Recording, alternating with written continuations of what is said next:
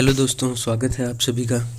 दोस्तों, आज जो अपन ग्रुप डिस्कशन का अपना नेक्स्ट टॉपिक डिस्कस करने जा रहे हैं, वो जो अपना टॉपिक है वो है डिजिटल इंडिया। अपन इसके बारे में डिटेल से बात करेंगे कि डिजिटल इंडिया प्रोग्राम था वो क्या था, कब स्टार्ट हुआ था, गवर्नमेंट ने इसमें क्या क्या प्रोविजंस रखे थे और क्या क्या गवर्नमेंट ने स्टेप उठाए हैं इसको सक्सेसफुल बनाने के लिए। इसमें क्या कुछ कमियां रह गई हैं, इसकी क्या क्या आलोचना हुई हैं, उन सब की अपन वन बाय वन बात करेंगे, जिससे क्या है अपन जब ग्रुप डिस्कशन में जाएं तो इस टॉपिक से रिलेटेड अपने पास कोई भी डाउट ना रहे, अपन को इस टॉपिक का सब कुछ पता होगा। तो चलिए अपन ज़्यादा टाइम वेस्ट ना करते हुए अपना जो टॉपिक है उसको स्टार्ट करते हैं। और अगर आपको वीडियो पसंद आए तो लाइक करना और शेयर करना और सब्सक्राइब ज़रूर करना। तो चलिए अपन अपना जो टॉपिक है उसको स्टार्ट करते हैं। सबसे पहले अपन देखते हैं कि जो डिजिटल इंडिया प्रोग्राम है वो है क्या। What is digital India programme. जो डिजिटल इंडिया प्रोग्राम था वो क्या था। Digital India was launched in July 2015 by government of India. This is started with the aim to achieve 3 interconnected goals. They are, जो ये डिजिटल इंडिया प्रोग्राम था वो जुलाई 2015 में इंडियन गवर्नमेंट के द्वारा लॉन्च किया गया था। 3 इंटरकनेक्टेड गोल्स थे, उनको अचीव करने के लिए स्टार्ट किया गया। कौन कौन से गोल थे। Availability of high speed internet to each and every citizen. हर सिटीजन को हाई स्पीड इंटरनेट की अवेलेबिलिटी मिलनी चाहिए, मतलब हर सिटीजन के पास जो इंटरनेट चले उसकी स्पीड क्या होनी चाहिए, हाई होनी चाहिए। To make all government services accessible to common man through e governance. E governance को बढ़ावा देने के लिए, उसको अपग्रेड करने के लिए जो डिजिटल इंडिया था वो प्रोग्राम था। और डिजिटल एम्पावरमेंट ऑफ सिटीजन्स का डिजिटल एम्पावरमेंट करने के लिए, मतलब उनको डिजिटलाइज करने के लिए, उनको डिजिटल बनाने के लिए सिटीजन्स को, जो ये डिजिटल इंडिया प्रोग्राम था ये जुलाई 2015 में इंडियन गवर्नमेंट के द्वारा लॉन्च किया गया था। तो इसकी 3 स्कीम कौन कौन सी थी। हाई स्पीड इंटरनेट मिले सारे सिटीजन्स को, जितनी भी गवर्नमेंट सर्विसेज हैं उनको ई गवर्नेंस किया जाए, मतलब उनको डिजिटलाइज किया जाए, जिससे कोई भी कॉमन व्यक्ति जो मैन है वो क्या कर सके, उसको देख सके, उसके बारे में पता कर सके। और डिजिटल एम्पावरमेंट बढ़ाने के लिए, सिटीजन्स को डिजिटलाइज करने के लिए ये प्रोग्राम लॉन्च किया गया था। इस प्रोग्राम की अचीवमेंट्स क्या क्या थी उनकी अपन बात करते हैं कि जो डिजिटल इंडिया प्रोग्राम था उसकी अचीवमेंट्स क्या क्या थी वो अपन देखते हैं एक बार। Mobile internet played an excellent role in achieving vision of digital India. India became second largest market of smartphones in the world. Number of internet users increased to 50 crore as May of 2017. In June 2014, number of internet users were 24.3 crore. जो mobile internet है उसने क्या किया, इसको जो ये programme था अपना डिजिटल इंडिया, इसको अचीव करने के लिए मेजर रोल प्ले किया किसने, मोबाइल इंटरनेट ने। इंडिया वर्ल्ड में सेकंड लार्जेस्ट कंट्री बन गया स्मार्टफोन्स का यूज़ करने वाला।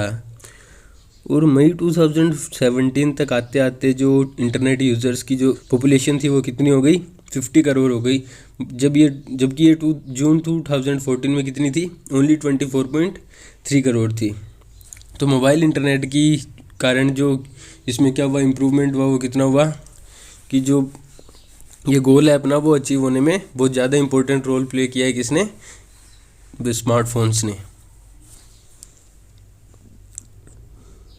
Indian government is promoting content in local languages in internet. Indian government है वो लोकल लैंग्वेज में कंटेंट प्रोवाइड कर रही है। ये तो आप देख भी सकते हो, आप नेट पे किसी भी लैंग्वेज में कुछ भी चीज़ पढ़ना चाहो वो पढ़ सकते हो, आपको इजीली अवेलेबल हो जाती है। India improved its rank in United Nations e governance index by 11 positions compare to 2014. In 2016, India's rank is 107. In 2014, it was 118. जो United Nations e governance index जो है उसमें इंडिया की पोजीशन 11 पोजीशन अप हो गई 2014 के कंपैरिजन में। 2014 में ये कितनी थी, 108 थी, 118 थी। और ये जब 2016 में कितनी आ गई थी, 107 आ गई थी। तो 11 पोजीशंस क्या हो गई थी, इंक्रीज हो गई थी। Number of e governance transactions per day was increased. जो ई गवर्नेंस ट्रांजेक्शन हो रहे हैं वो क्या हो रहे हैं, डे बाय डे इंक्रीज होते जा रहे हैं। DigiLocker launched in 2015 enable citizens to securely store and share documents electronically, has 72.66 lakh registered users as of 2017. DigiLocker एक लॉन्च किया गया था 2015 में। वो क्या करता है कि सिटीजन्स को इनेबल करता है अपने जो डॉक्यूमेंट्स हैं उनको सिक्योरली स्टोर कर सकते हैं, वो इलेक्ट्रॉनिकली मतलब अपने फ़ोन में स्टोर रख सकते हैं डिजी लॉकर के अंदर। तो 2017 तक इसमें 72.66 लाख रजिस्ट्रेशन हो चुके थे। इतने जो यूज़र्स हैं वो इसको यूज़ कर रहे हैं, उन्होंने अपने डॉक्यूमेंट्स इसमें सिक्योर कर रखे हैं। All central ministers are present in social media and are utilizing social media to receive complaints and feedback from citizens. Mostly जो सेंट्रल मिनिस्टर्स हैं वो क्या है, सोशल मीडिया पे प्रेजेंट हैं और सोशल मीडिया को वो यूज़ कर रहे हैं। जो सिटीजन्स की प्रॉब्लम है, कंप्लेंट्स हैं, उनको अच्छी वहाँ से क्या कर रहे हैं वो पता कर रहे हैं। जो सिटीजन्स कंप्लेन कर रहे हैं सोशल मीडिया के थ्रू, वो क्या हो रही है, उनके पास पहुँच रही हैं सेंट्रल मिनिस्टर्स के पास, और वो सिटीजन्स का फीडबैक भी ले रहे हैं सोशल मीडिया के through he. Now people can share their views, ideas and suggestions directly to the government electronically through Narendra Modi app. Narendra Modi app launch किया गया, उसके थ्रू क्या कर सकते हैं कि जो सिटीजन्स हैं वो अपने आइडियाज़ हैं, व्यूज़ हैं और सजेशंस हैं वो डायरेक्टली गवर्नमेंट के साथ क्या कर सकते हैं, शेयर कर सकते हैं। नरेंद्र मोदी ऐप जो है वो लॉन्च किया गया इसके लिए। Bharat interface for money Bhim app launch किया गया था। A simple UPI based mobile app for digital payment was launched in December 2016. UPI-based transaction grew more than 20 times since then. However, this growth can be attributed to demonetization move. एक Bhim app launch किया गया था, UPI based mobile app है, उसको launch किया गया था December 2016 में। उससे क्या हुआ कि जो ट्रांजैक्शन की स्पीड थी वो 20 टाइम्स बढ़ गई। मतलब अब क्या हो गया, ट्रांजैक्शन बहुत ईजी हो गया और लोग क्या ईजिली अपने मोबाइल फ़ोन से ही इंटरनेट का यूज़ करके जो है ट्रांजैक्शंस कर सकते हैं। और ये डीमोनेटाइजेशन का भी मान लो इस पर बहुत ज़्यादा इफेक्ट पड़ा था। डीमोनेटाइजेशन के कारण भी इसको स्टार्ट करना बहुत इंपॉर्टेंट हो गया था, क्योंकि लोगों को बहुत परेशानियों का सामना करना पड़ रहा था। तो इसलिए गवर्नमेंट ने जो है December 2016 में हुआ था डीमोनेटाइजेशन। उसके जस्ट थोड़े दिन बाद ही क्या हुआ, 2 महीने बाद क्या हुआ, जो ये भीम ऐप था इसको लॉन्च किया गया, जिससे क्या हुआ कि लोगों की जो परेशानियाँ थी वो क्या हुई, कम हो गई और डिजिटलाइजेशन भी बढ़ गया। भीम आधार was started for digital payment as merchant outlets. With this, payer need not have mobile phone to make digital payment. Bhim Aadhaar start किया गया डिजिटल पेमेंट्स के लिए। भीम आधार को लॉन्च किया गया, जो अपन क्या कर सकते हैं, बिना मोबाइल फ़ोन के भी यूज़ कर सकते हैं। Digital payments training and awareness campaigns were conducted. 2.04 crore people registered for this and were trained as of 2017। Digital payments की ट्रेनिंग देने के लिए और उसके डिजिटल पेमेंट के प्रति जागरूक करने के लिए, लोगों को अवेयर करने के लिए कैंपेन्स क्या किए गए, कंडक्ट किए गए। इससे लगभग 2.04 करोड़ लोगों ने क्या किया, इसमें रजिस्ट्रेशन किया और ट्रेनिंग ली। इसके प्रति जो डिजिटल इंडिया था, डिजिटल पेमेंट था, इससे वो लोग क्या हुए, अवेयर हुए 2017 के रिकॉर्ड्स के according. UMANG app was launch to drive mobile governance in India. UMANG app को लॉन्च किया गया मोबाइल गवर्नेंस के लिए इंडिया में। उमंग ऐप मोबाइल गवर्नेंस के लिए, मतलब मोबाइल से क्या कर सकें, गवर्नेंस कर सकें, उसके लिए उमंग ऐप को लॉन्च किया गया था। प्रधानमंत्री ग्रामीण डिजिटल साक्षर अभियान PMG Disha was started with the aim of making 6 crore persons digitally literate. 82.7 lakh people are trained under this scheme as of 2016. जो प्रधानमंत्री ग्रामीण डिजिटल साक्षरता अभियान था वो लॉन्च किया गया था, ये एम लेके कि 6 करोड़ पर्सनस को क्या किया जाएगा, डिजिटली लिटरेट किया जाएगा। 2016 के रिकॉर्ड्स के अकॉर्डिंग अपन देखें तो इसमें 82.7 लाख पीपल्स क्या हो चुके थे, लिटरेट हो चुके हैं, इस स्कीम का प्रॉफिट ले चुके हैं। Efforts were taken by Government of India to make government apps available in regional languages as well. जो गवर्नमेंट है वो एफर्ट्स लगा रही है कि जो गवर्नमेंट्स ऐप है उनको रीजनल लैंग्वेज में भी क्या करें, वहाँ पे जो डिजिटल मोबाइल इंटरनेट है, मोबाइल्स पे, स्मार्टफोन्स पे उसको अवेलेबल कराएं रीजनल लैंग्वेज में, जिससे क्या है कि जो सिटीजन्स हैं उनको और ज़्यादा क्या हो जाए, ईजीनेस हो जाए और वो गवर्नमेंट के थ्रू अवेयर रह सकें। गवर्नमेंट की जितनी भी स्कीम्स हैं वो उनको अपनी रीजनल लैंग्वेज में मिल जाएँ। Indian government has installed free public wifi hotspots as many public places. Indian government ने क्या किया है, फ्री पब्लिक वाईफाई हॉटस्पॉट क्या लगाए हैं, बहुत सी जगहों पे पब्लिक वाईफाई हॉटस्पॉट लगाए हैं फ्री में। वो जो पब्लिक प्लेसेस हैं वहाँ पे ये भी उन्होंने क्या किया, इंस्टॉल किए हैं, वहाँ पे अवेलेबल कराए हैं। E-NAM was set up to connect agriculture produce markets. 36.4 lakh farmers are registered for this sector as of 2017. ई नाम एक सेटअप कनेक्ट किया गया एग्रीकल्चर प्रोड्यूस मार्केट्स के लिए, जो फार्मर्स वगैरह हैं उनके लिए क्या किया गया, ई नाम को ही सेटअप स्टार्ट किया गया। जो एग्रीकल्चर से रिलेटेड जो क्या थे बिजनेसेस वगैरह थे उनको कनेक्ट करने के लिए ई नाम सेटअप लॉन्च किया गया था। इसमें 2017 के रिकॉर्ड्स के अकॉर्डिंग 36.4 लाख फार्मर्स क्या हो चुके थे, रजिस्टर हो चुके थे। डायरेक्ट बेनिफिट ट्रांसफर वर इंक्रीज्ड। पहले क्या होता था कि बीच में और अथॉरिटीज़ एजेंसीज होती थी, वो क्या करती थी, जो गवर्नमेंट बेनिफिट प्रोवाइड करती है सिटीजन्स को, वो उनको नहीं मिल के वो जो बीच में एजेंसीज होती थी वो खा जाते थे, उनको पूरा बेनिफिट नहीं मिल पाता था लोगों को। तो डायरेक्ट बेनिफिट के लिए जो ट्रांसफ़र वो क्या हुआ, ट्रांसफ़र बढ़ गए। मतलब अब क्या हो रहा है कि जो डायरेक्ट बेनिफिट है वो लोगों के अकाउंट्स में जा रहा है। 90,966 gram panchayats were connected by optical fiber network as of May 2017. The actual goal is to connect 2.5 lakh gram panchayats by optical fiber network by 2019. This will also cover villages and areas affected by left-wing extremism. May 2017 के records के according अगर बात करें तो 90,966 ग्राम पंचायत क्या हो गए थे, ऑप्टिकल फाइबर नेटवर्क से कनेक्ट हो चुके थे। और जो एक्चुअल गोल है वो कितना है कि 2.5 लाख ग्राम पंचायत को ऑप्टिकल फाइबर नेटवर्क के थ्रू क्या किया जाए, कनेक्ट किया जाए 2019 तक। या कि ये क्या, इससे क्या फ़ायदा होने वाला है कि जो विलेजेस हैं वो क्या होंगे जो विलेजेस क्या कर रहे हैं, पीछे रह रहे हैं, उनको क्या मिलेगा, नेटवर्क की फैसिलिटी मिल जाएगी। वो क्या होंगे, गवर्नमेंट से डायरेक्टली कनेक्ट होंगे तो उनको क्या है, बेनिफिट्स वगैरह ज़्यादा मिलेंगे। तो जो गांव है उनका भी क्या होने वाला है, डेवलपमेंट होने वाला है। National knowledge network a revolutionary towards creating a knowledge society without boundaries connected 1635 institution as of 2017। National knowledge network start किया गया 2017 है, उसके अकॉर्डिंग क्या है कि 1635 इंस्टीट्यूशन क्या है, इससे कनेक्टेड हैं। इनमें क्या है कि जो नॉलेज है वो शेयर कर सकते हैं, इनमें कोई बाउंड्रीज नहीं है। National cyber coordination centre is operating from June 2017. It ensures cyber security and is backbone to the vision of digital India.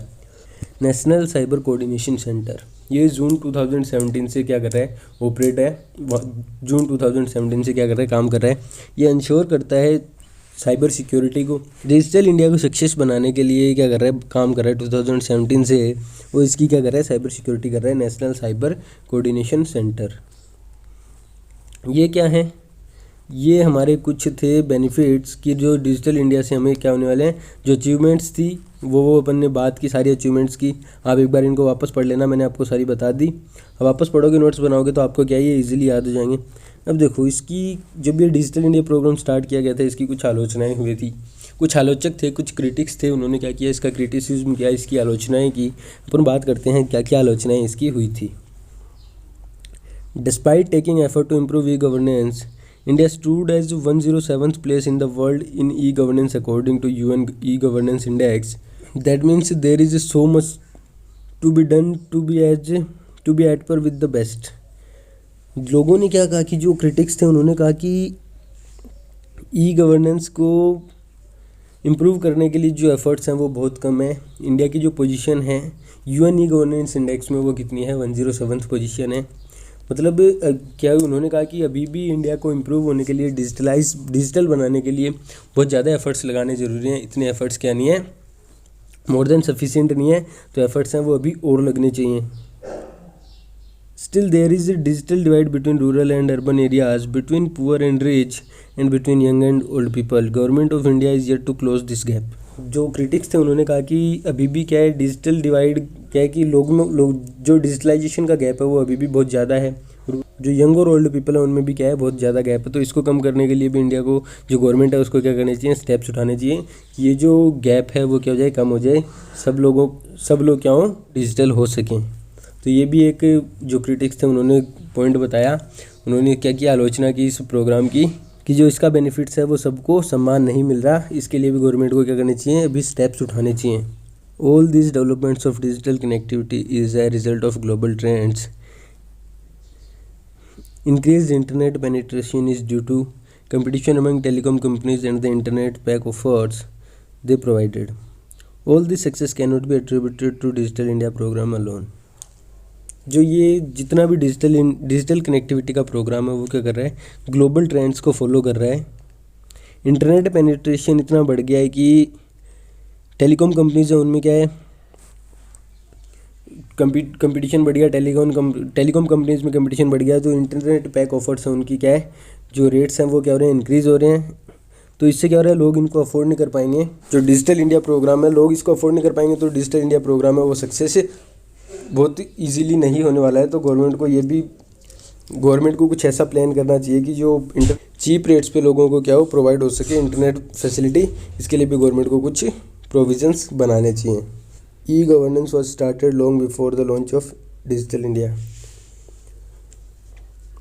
E governance digital India के लॉन्च होने से बहुत पहले लॉन्च हो चुका था, बट इस पर फोकस नहीं किया जा रहा. ये भी जो क्रिटिक्स थे उन्होंने बात बताई.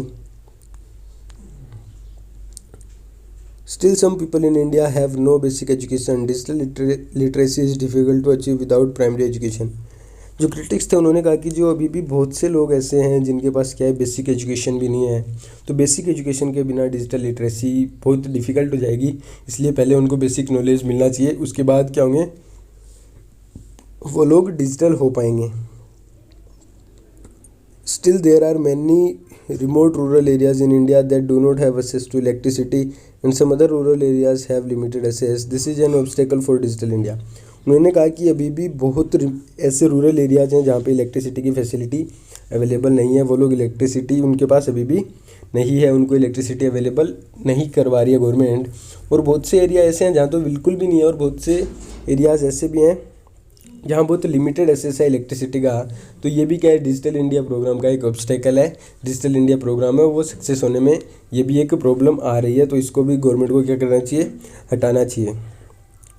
तो हमने पहले इसके अचीवमेंट्स देखे, क्या प्रोग्राम था वो देखा. इसकी जो आलोचनाएँ हुई, आलोचकों ने जो आलोचनाएँ की वो कहाँ कहाँ की, उसकी भी अपन ने बात की. अब फाइनली अपन जो इसका कंक्लूजन है उसकी बात करते हैं कि जो इसका कंक्लूजन है वो क्या है. India has come a long way in digitalization and has a long way to go to achieve the vision of Digital India. India जो है वो डिजिटलाइजेशन के वे में बहुत आगे आ रहा है, बहुत आगे चलते जा रहा है. बट अभी भी क्या है कि बहुत आगे जाना है इंडिया को डिजिटल बनने में. जो डिजिटल इंडिया प्रोग्राम है उसको पूरा अचीव करने के लिए अभी भी बहुत आगे जाना है. इंडिया को बहुत कुछ इम्प्रूवमेंट्स करने हैं. We can clearly see the difference in number of internet users and improved e governance. जो इंटरनेट यूजर्स हैं और ई गवर्नेंस जितना इम्प्रूव हुई है उसमें जो डिफरेंस है वो अपन इजीली देख सकते हैं कि कितना डिफरेंस है. आज भी इंटरनेट यूजर्स की जो नंबर है वो ई गवर्नेंस के कंपैरिजन में कम है.